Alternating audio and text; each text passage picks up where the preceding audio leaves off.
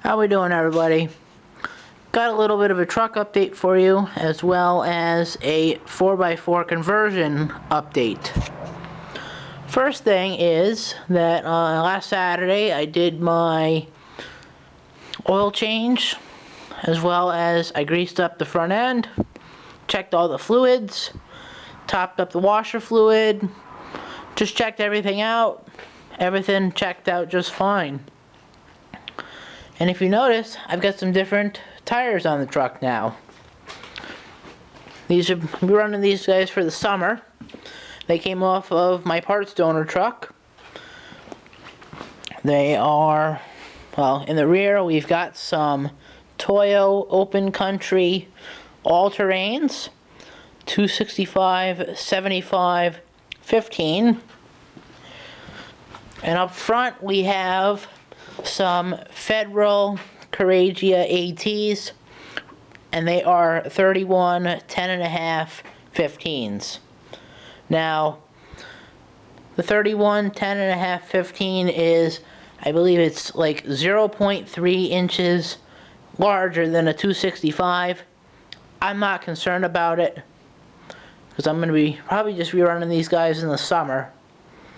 And at my next oil change, which will probably be in the fall, I'm going to buy a couple of those 31 10.5 15 Firestone Destination ATs. So then I will have a complete set of those for the winter. And I'm hoping by winter to have this truck 4x4. Not a guarantee, but hopefully we'll be there. Got some ball joints pressed into my steering knuckles. I had the local garage do them for me, and he charged me $60, which, if you ask me, is a hell of a good price. Working on doing some U-joints as well in the front axle shafts.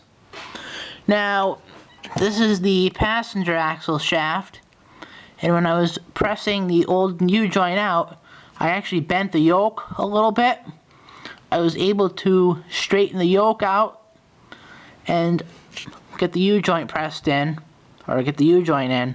However, when I was messing around with the U-joint a little earlier tonight, one of the clips went flying, hit the toolbox, and I heard it bounce, hit the ground. I looked for that thing for about half an hour, and I can't find the damn thing. So, I'm going to have to end up getting a Dorman Help U-joint retainer kit. It's only $5, and get it from Advance tomorrow.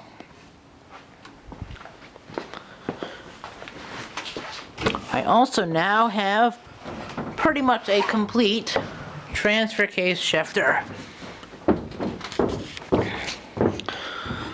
Got a bracket, the mode selector, the lever, a knob which I got on eBay, and John from the Fox shop, in his last video, he went down to his local salvage yard, which I believe is a Wrench and Go, and he picked me up a transfer case boot, as well as the little trim ring and everything for the transfer case shifters. So he'll be sending that out to me hopefully within the next couple days. So I'll have that next week sometime. So we're looking pretty good for finding all the parts we need. Now, the one limiting thing in my swap is actually going to be the transmission. I thought I could just use the transmission from that 94, being that it was the same 4R70W transmission.